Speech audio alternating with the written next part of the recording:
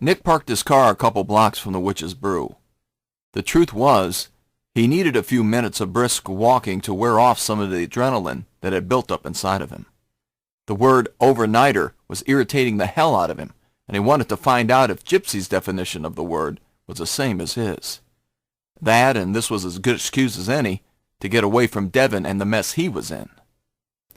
He knew Devon would do anything for Envy, but that temper tantrum of his was going a bit too far. Nick blew his breath out, wondering if he would have handled it any better than his big brother. Doubtful. It also had to suck to have your personal thoughts exposed like that, especially when your thoughts involved injuring someone. If thoughts were a sin, then this world was in big trouble. The funny thing was, between Devon and Trevor, Nick thought that Trevor was in the right mind frame. Trevor hadn't been in pain long enough to plan a whole murder, unlike Devon, who had probably already decided where to bury the body. While he had that feeling that Trevor was just being nice for show, at least the cop was making an effort to not let his personal feelings toward Devon get in the way. Right now, the two of them needed to work together and make sure Envy was as comfortable and happy as possible. So far, that wasn't happening. If this kept going the way it was, it could cause Envy to stress herself out and lose the baby. Idiots, he muttered to himself. Turning the last corner, Nick saw a man leaning against the front window of the Witch's Brew and quickly stepped out of sight. The man was standing perfectly still with his palms flat against the glass, just staring in like a voyeur. What do we have here? The overnighter or a stalker? Nick cocked an eyebrow, giving the guy the once-over. The man looked like a playboy in his Armani and gold jewelry, not counting his $100 "I'm cooler than you" haircut. He flipped his long bangs out of his face, mentally denying the jealous streak he was feeling. Nick bent down and picked up a rock, rolling it around in his hand before giving it a hard sling. It hit the lamppost behind the man with a loud ping, sounding almost too loud in the twilight evening. When the man's head jerked around to see what had made the sound, Nick caught the unnatural glow of his eyes when the light shimmered across them just right. He growled inwardly, wondering if the city would ever be rid of all the damn vampires.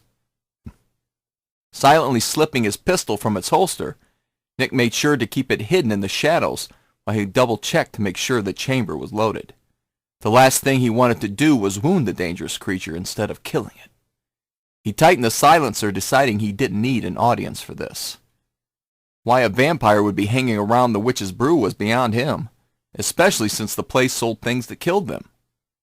Peeking around the brick outcropping, Nick raised his left arm and put the vampire in the gun's crosshairs. Pulling back on the trigger, he smirked when the vampire actually turned and looked at him just before the bullet hit him above the right eye. Nick moved from his hiding spot fast enough to catch the bloodsucker before he fell. He took note of some pedestrians looking his way and sighed in relief.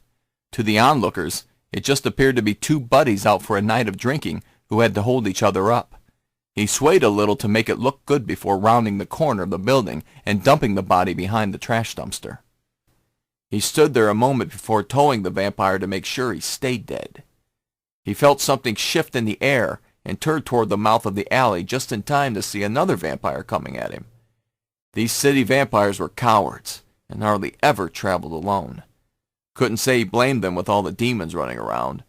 He frowned at the discomforting change in the city's food chain. The vampire leapt toward him, and Nick held his arms out, catching the vampire by the cloth of his shirt. He used the momentum to send him flying down the alley. He cursed when he felt the vampire grab hold of his gun and pulled it from his hand. It was a good thing his finger wasn't on the trigger, or the bullet would have missed the critter entirely. "You killed Bernard," the vampire hissed. Nick glanced down at the dead vamp. "Don't worry, you'll be joining your lover soon." "Shifter trash," the vampire cursed and came at him. Nick bent his legs at the knee and let his instincts take over. The vampire began tracing toward him, and Nick was glad Michael had shown him how to counteract this trick. It wasn't hard for a vampire to accomplish, but it was something that took a while for the newly born vampires to learn how to do flawlessly. This bloodsucker could do it, but it seemed to flicker as though he was moving through a strobe light rather than a smooth transition from one place to the other. "Sloppy," Nick muttered and reached for the sheath strapped to the back of his jeans. Just as the vampire was on top of him, Nick withdrew the wooden dagger and stabbed it deep into the vampire's throat. Thick, dark blood poured from the wound and all over Nick's hand. He flexed his wrist and the dagger broke off, leaving the pine wood buried inside the vampire. His head cocked to the side in the feline fashion as the vamp staggered back a couple of steps before gurgling something unintelligible and falling over. Nick decided to make sure the thing was dead and brought the bottom of his combat boot down on the vampire's head, crushing it. Lifting his foot, he turned it up and made a face at the mess on the bottom of it before doing his own rendition of scraping his foot on the ground, trying to get it off. Finally satisfied, he went back down the alley to retrieve his pistol and glared at the broken dagger. "Damn! Now I have to make a new one," Nick complained and took out his cell phone. The phone rang 3 times before it was answered by a very familiar voice. "Hey, Nick," the voice greeted. Nick frowned. "My number's unlisted." "I know. Your number's the only one that shows up as a private number." Nick sighed. "I need a favor, Harley. I've got to pick up for the cleaners. There's a vampire down behind the dumpster of the witch's brew, and another one with a crushed-in skull a few feet away in the same alley." "Be there in 5, Harley said wide-eyed, then sighed when Nick simply hung up. They'd all been instructed not to take the vampires on because of how dangerous even one of them could be. Here Nick was clocking in 2 of them on the same night, and it wasn't the first time. "Damn vampires," Nick muttered and quickly reloaded his retrieved pistol. Not wanting to press his luck, he came out of the dark alley, keeping his attention focused on every movement around him. He discreetly pocketed the dagger handle and stuffed his blood-covered hand in his pocket. He'd wash the jeans later. Nick frowned when he made his way back to the door and found the close sign staring back at him at eye level. He glared at it. How the hell had he missed that thing? In his defense, he'd been a little busy with a couple of fangers. His gaze lowered to the notice, reading that the shop would be closed tomorrow. "Damn it," Nick cursed, suppressing the urge to kick the defenseless door. The overnighter must have been rescheduled. The old saying, "you snooze, you lose," came back to haunt him. He completely forgot his paranoia about vampires and marched right back into the alley where the side door of the shop was located. Holstering the gun, he tried the door and found it locked. "Goody," Nick whispered and kneeled down in front of the door. "This night is just full of freaking surprises," he ranted to himself. "What did you expect? Her to call you and tell you she was leaving for her? Overnighter? Dummy, it's not like you're her boyfriend or anything. Just because you haven't asked her out on a date doesn't mean others won't." Nick glared at the lock as if it was its fault. He'd already noticed that the store's alarm system was simply for show, and had been since the old man died. Either Gypsy hadn't paid the bill, or she had it turned off not thinking she needed it. He smirked. The deadbolts might be enough to keep the newbies out, but this was the city. Even he was a pro. The girl undeniably needed someone watching out for her. Taking out a small wallet-like item, he flipped it open and withdrew 2 tools that looked like tiny owls. Placing them both into the lock on the door, he proceeded to pick it open. When the lock turned, he grinned and quickly put the tools away. Glancing around to make sure he was still alone, Nick smiled as he slipped inside and bolted the door behind him. He'd have to talk to Gypsy when she got home about her security system. Maybe even offer his services. Free of charge, of course. Nick stood still for a moment, letting his night vision kick in before walking through the storage area and into the main room. The store was beautiful at night. The streams of streetlight shining in front reflected off all the crystals that were scattered throughout the room. The bottles of potions and scents reflected different colors, and the glint of polished silver weapons lined the walls. It was serene and hypnotic to his feline senses. Making sure not to disturb anything, he moved through the shop on a mission, to find anything he could about where Gypsy had gone and just who she was meeting. If he had a rival, then he wanted a face and a name to go with it. Jealous? Who, me? Nah. Nick rolled his eyes at his little attempt at humor. He never really felt jealousy before, and the fact that he was feeling it now had him curious as hell. After combing through all the paperwork near the front counter, he decided he was looking in the wrong place. Heading back the way he'd come, Nick passed up the storage area until he came to a set of steps leading down into the basement. He'd wanted to know what was hidden down there for a while now, and it looked like he was finally going to get his chance to find out. His grin faded and his eyes narrowed. The bottom of the stairs was barred by what looked like an old-fashioned vault door that had been built into the brick and mortar. He cocked an eyebrow, realizing the store must have been built over top of a bomb shelter. Now, if that wasn't just neat as hell. The large wheel in the front of the metal door told Nick that it was a combination lock. Great, Nick complained. This place is locked up tighter than Envy and Devin as her warden. Rubbing his hands together, he stepped up to the door and gave the wheel a spin. Then, pressing his ear against the door, he concentrated, letting his feline senses pick up the tiniest click of vibration. He began to slowly and methodically move the wheel around until finally he got the last click and heard the lever echo as it released its hold.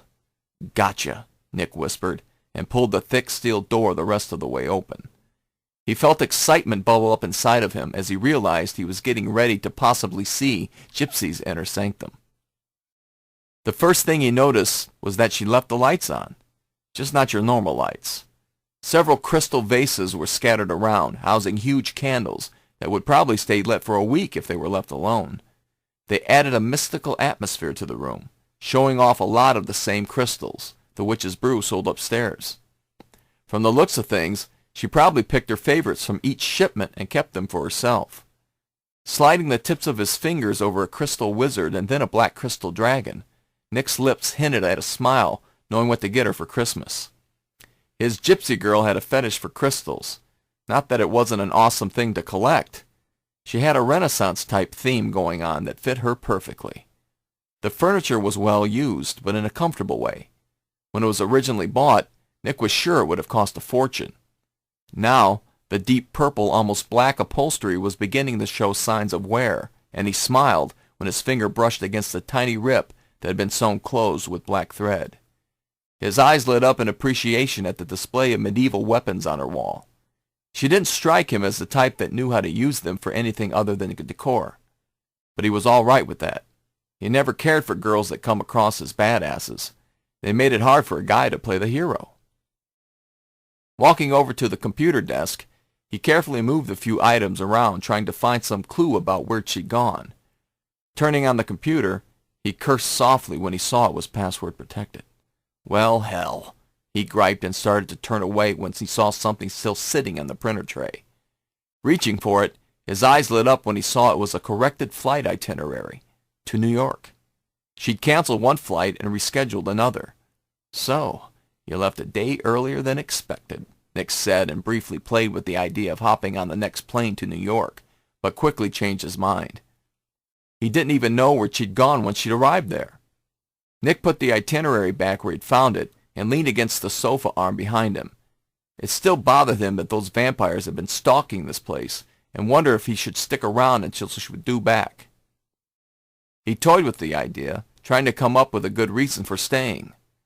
The store was pretty safe as long as it was daylight, but it wouldn't hurt to keep it company at night. Gypsy's return flight wasn't until tomorrow evening, and her security upstairs sucked, as far as he was concerned, though downstairs was about as secure as she could get. Nick cocked a dark eyebrow. That settled it. He was going to stay the night and guard the place. His gaze slid toward the back room that was sectioned off from the rest of the huge bomb shelter. There were countless strands of crystalline beads hanging to form a wall. Nick sharpened his eyesight, seeing through the slim lines into Gypsy's bedroom and bath. Moving purposefully through the bead wall, he headed into the bathroom and took off his jacket and shirt. Dropping them into a neat pile on the floor, he washed the blood off of his hand and picked up the shirt to examine it. There wasn't any blood on it, but the jacket sleeve had some on the end of it. Turning the cold water back on, he used the hand soap to wash out what he could before wringing it out and hanging it over the shower rod. He looked down at the bathtub and smirked at the size of it. His gypsy had a garden tub large enough for 4 people to sit comfortably. Images of her taking a bath all by herself made him sigh, and he conveniently put himself in the picture with her.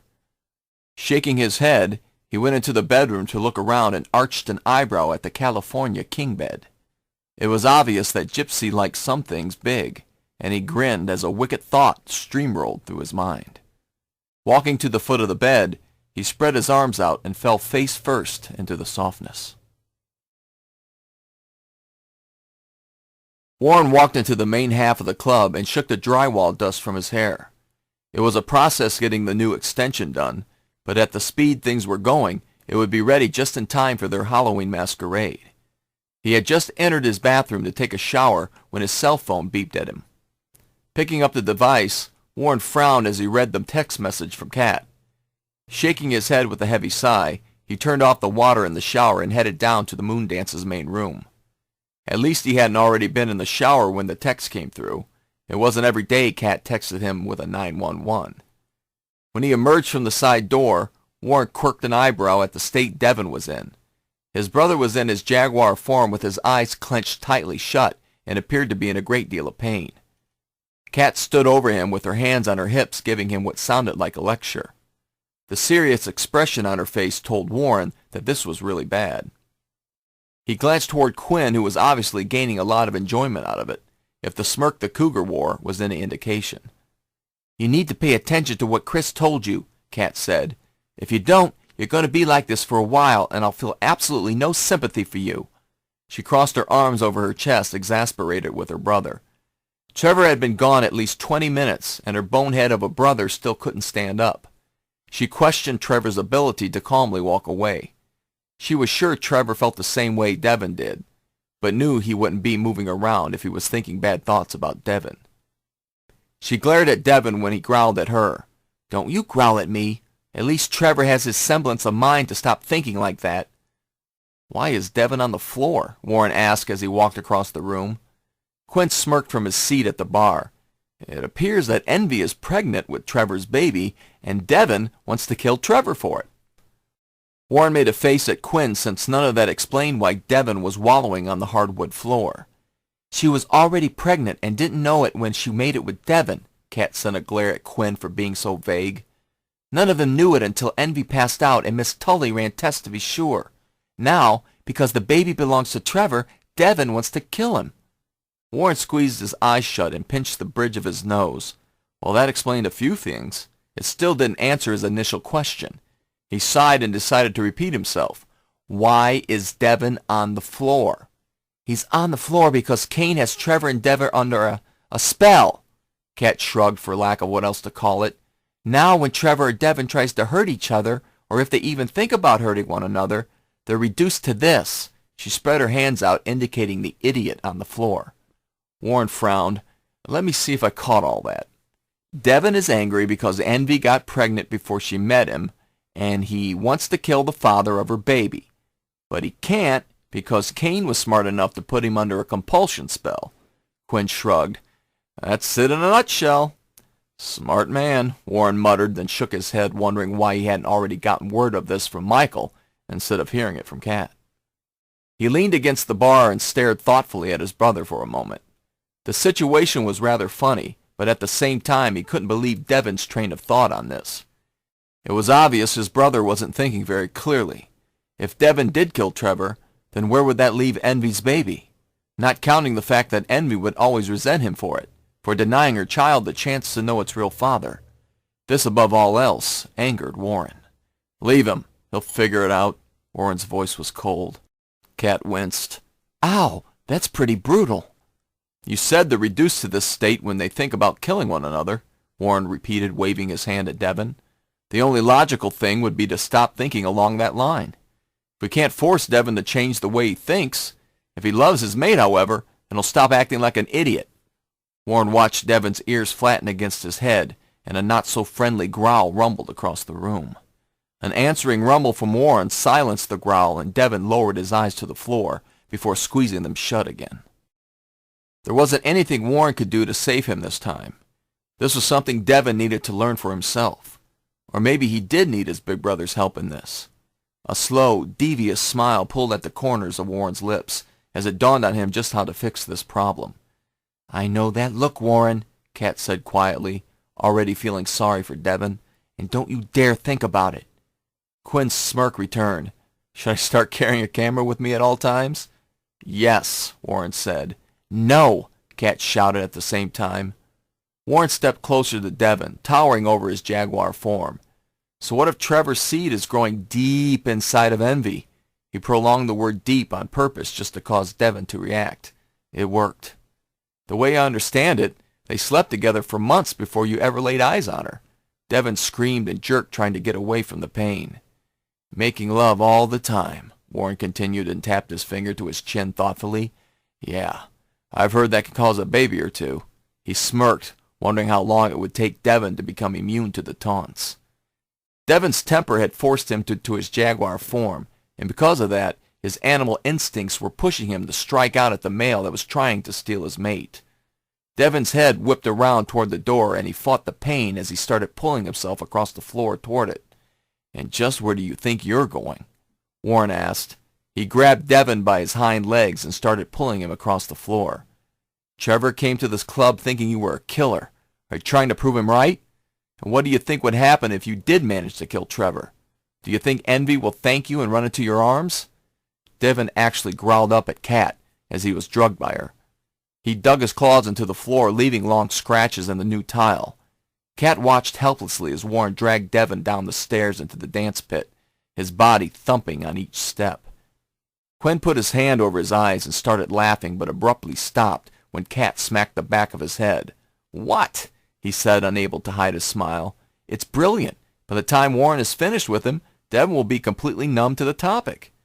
Cat glanced back toward the stairs Devon had been drugged down. "Don't underestimate Devon's stubbornness," she remarked. "How would you feel if I was pregnant by another male right now?" Quinn sobered at the buzz-killing thought. "I'd advise you to tell Kane to brush up on his spells. He would need more than one."